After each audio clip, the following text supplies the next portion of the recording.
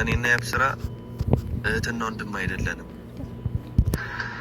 በቃ ይሄ ነው እውነቱ፣ ይሄ ነው ማለት እኔና እሷ የደም እህትና ወንድም አይደለንም። በቃ ይሄ ነው እውነቱ። ገባሽ አይደለም? እዚህ ጋር አንቺ ምንም የሚያስከፋሽም የሚጎዳሽም ነገር የለም። ቆይ እኔ ያልገባኝ ነገር የሰውን ልጅ አብረ ነው እየኖርን ማመን ካልቻልን ወይስ ማወቅ ካልቻልን እንዴት ነው ሰው ጋር ተጋብተን ልንኖር የምንችለው? ወላሂ በጣም ይከብዳል እንዴ። ሄሉና እኮ ቢኒ እኮ ከተገናኙ ቢያንስ እኮ ከ6 ወር በላይ ይበልጣቸዋል በእርግጠኝነት ማለት ነው አይደል እንዴ? እስከ ዛሬ አብሯት እየኖረ እየሸወዳት ነው ማለት ነው። በጣም ያሳፍራል። እኔ ግን ለመጀመሪያ ጊዜ ስትመጣ ያብ ማለት ነው ወላሂ የሰው ልጅ በፊቱ ነው የማውቀውና እንዲሁ ይቺ ልጅ እህቱ አይደለችም። ገና በወተት ሚዲያ በዛኛው ቻናል እየሰራሁኝ ማለት ነው በጣም ስከራከር የነበረው እህቱ አይደለችም እያልኩ ነው። ለምን እንደው ታውቃላችሁ? አሁን ራሱ ይኸው ከጀርባ ሆና እንዴት እያለች እያየቻት እንደነበረ ቢኒን እየተናገረችው እያለ ሄሉ አስተያየቷ በቃ የመጥፎ አስተያየት ነው። ሲቀጥል ደግሞ ብዙ ጊዜ በቃ አይታችኋታል። እህቱ ብትሆንም የሱን ትዳር እህት ብትሆን በዛ ልክ አይደለችም። በቃ ያኔ በብዛት ማለት ነው እህት ከምታስበው በላይ ነው ሲያደርጋት የነበረው ብዙ ጊዜ ማለት ነው። እንደገና ደግሞ የመጣያቸው ስበብ እሷ ናት። ተጣልተው ራሱ እንዲባባስ የምታደርገው እሷ ናት። ገብቷችኋላ? እና አንቺ ምን አይነት አረ ብስሚላ እናንተ እኔ በቅመሞች እናደድባችኋለሁ። ለምን ብዙ ጊዜ እንግዲህ አረብ ሀገር ላይ ስንኖረኛ የሰው ልጅ በስልክ የምትተዋወቃላችሁ፣ በሰውም ሊያስተዋውቃችሁ ይችላል። አብራችሁ በጧት በማታ አታገኙትም። በስልክ ነው ብዙ ጊዜ የምንተዋወቀው።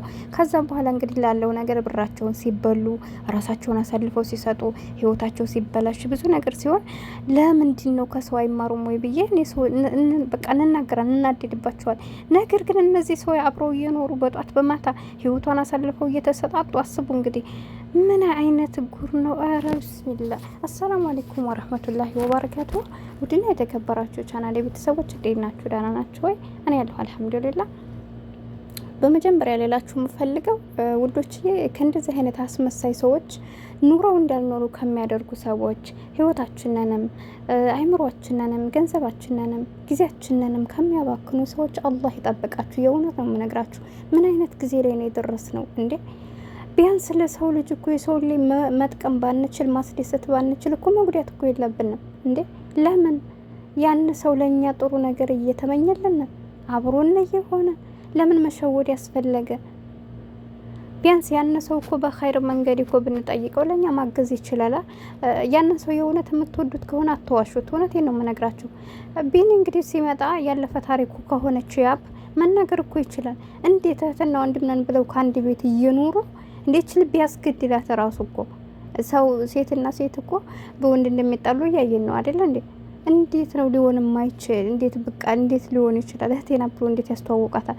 ወላሂ ማለት የእውነቱ ከሆነ እንደዚህ ያደረጉ ያሉት ወላሂ በጣም ይደብራል። ሲቀጥል ደግሞ ትናንት በሐኪም ቤት የተነገራት ነገር አለ።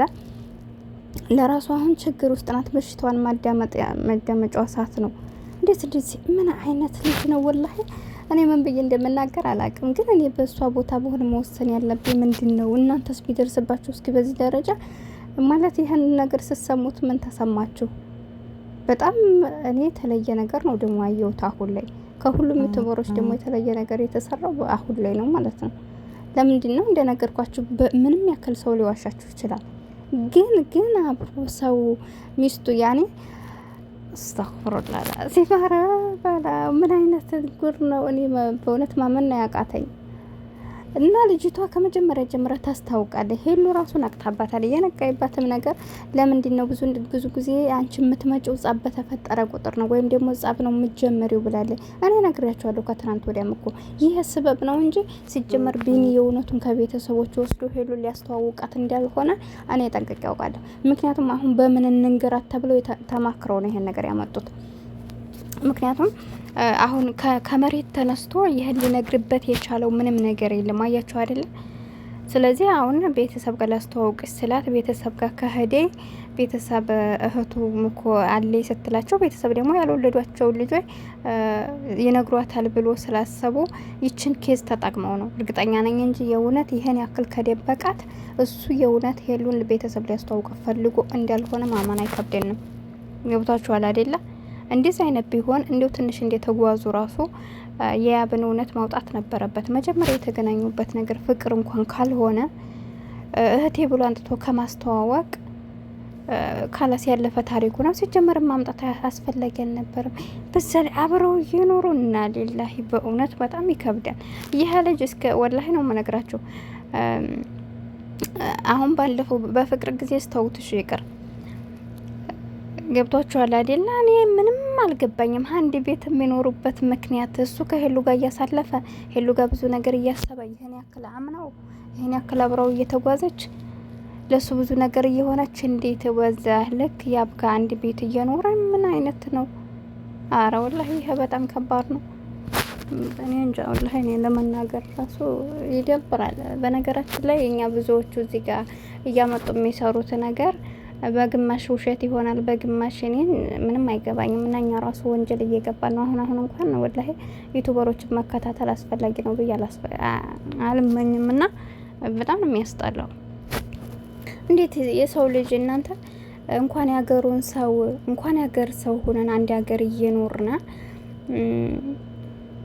በቃ በዛ ላይ ደግሞ ያነ ሰው የቅርባችሁ ሰው ሁኑ።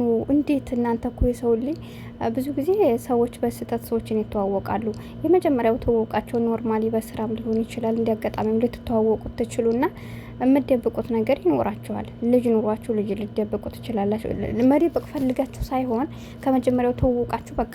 አንዳንድ ሰው ግልጽ ማንነቱን ለሰው ልጅ ያቀርባል። አንዳንዱ ደግሞ ግልጽ ሳይሆን ኖርማል ዝም ብሎ ምክንያቱም ይሄ ሰው ጋር ባልሆን ሙሉ ማንነት መናገር የለብኝም ብሎ አስቦ ቀስ ቀስ እያለ ይቀርብና እንደ አጋጣሚ ፍቅር ውስጥ ይገባል። ፍቅር ውስጥ ስገቡ ደግሞ ነገሮች ሁሉ ነገር እሱን የምታጡት እየመሰላችሁ ከአሁን በፊት ያወራችሁ የተዋችሁትን ነገር ለማውራት ምናልባት እሱን ባጣው ብላችሁ ያ ነገር ተደብቆ ይቀርና የስንቱ ሰው ህይወት ሲበላሽ እናያለን።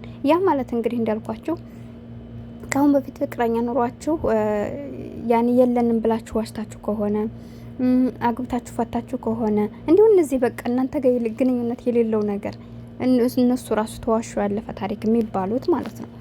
ግን ይሄ አሁን ላይ እሷ ጋር ሲገናኝ በምንም አይነት ይገናኝ ይቀራረቡ፣ ግን ወደ ፍቅር ደረጃ ውስጥ ሲገቡ ይህን ሁሉ ጊዜ ሲጓዙ የያብን ማንነት አንደኛ ከሄሉ ጋር ከቆየ በኋላ ነው ያብ የመጣቸው ወደ እነሱ ህይወት። የዛኔ እውነቱን መናገር ነበረበት። ከዛ በኋላ ያለውን ነገር ሄሉ ማስተካከል ነበረባት። ከዛም ወዲህ ደግሞ ተጣልተው ነበር። ባለፈው ራሱ ማን ነው ይሄ መስከረም እንትን ነው የሚባለው እንቁጣጣሽ ነው ማን ነው ብቻ በሱ በዓል አሸንዳ የሄዱ ሰዓት ላይ ራሱ ተጣልተው ነበረ። የዛ ጊዜ እኮ ራሱ በተጣዱበት መናገር ይችል ነበረ። ሁለተኛ ወደ ህይወቷ ከመግባቱ በፊት እውነታውን ተነጋግሮ ማቆም ይሻል ነበር። ምክንያቱም አሁን ላይ ሄሉ ያለበት ነገር ሰላም አይደለም። ለራሷ ጤናዋ እያሳሰባት ባለበት ታይም እንዴት እንደዚህ አይነት ነገር ይነግራታል? ብስሚላ አራ በላው። እውነት ዱአ አድርጉ። ሁላችሁም በየእምነታችሁ ጸሎት አድርጉ። አሁን ላይ የሰው ልጅ እስከምን ድረስ ማመን እንዳለብን አናቅም። የእውነት እምላችሁ የሰው ልጅ አብራችሁ እየኖራችሁ አብራችሁ እየሰራችሁ በጧት በማታ እየተገናኛችሁ ብዙ ነገር ሸር እየተደራረጋችሁ የዛን ሰው ውስጥ ማወቅ ካልቻላችሁ ኖርማል ተራርቀን የምንኖር ሰዎች ሰው ይታመናል ማለት ከባድ ነው። የእውነት እነሱ ከተጎዱት በላይ እኛ የእነሱን ቪዲዮ የምንመለከተው ህይወት ያልገባ ነው ሰዎች እንዳንገባ ሰዎችን እንድንጠላ የሰው ልጅ በቃ ሁሉም አንድ አይነት ነው ብለን እንድናስብ እያደረጉን ነው ማለት ነውና በጣም ያሳዝናል። የቅርብ ሰው ካላችሁ ለሄሉ የቅርብ ሰዎች ካላችሁ መከሯት። የእውነት ነው የምላችሁ። አሁን ላይ በጣም ልትከፋ ከምንም በላይ ታዝናለች። በጣም ያሳፍራል የእውነት። ወንዶች ባካችሁ ያን ቪዲዮ የምትመለከቱት ቢያንስ ሴት ልጅ ማስደሰት እንኳን ባችሁ ለማስከፋት አትሞክሩ። ለማንኛውም ራሳችሁን አስተያየት ስጡኝ። ቻናሌን ሰብስክራይብ አድርጓት።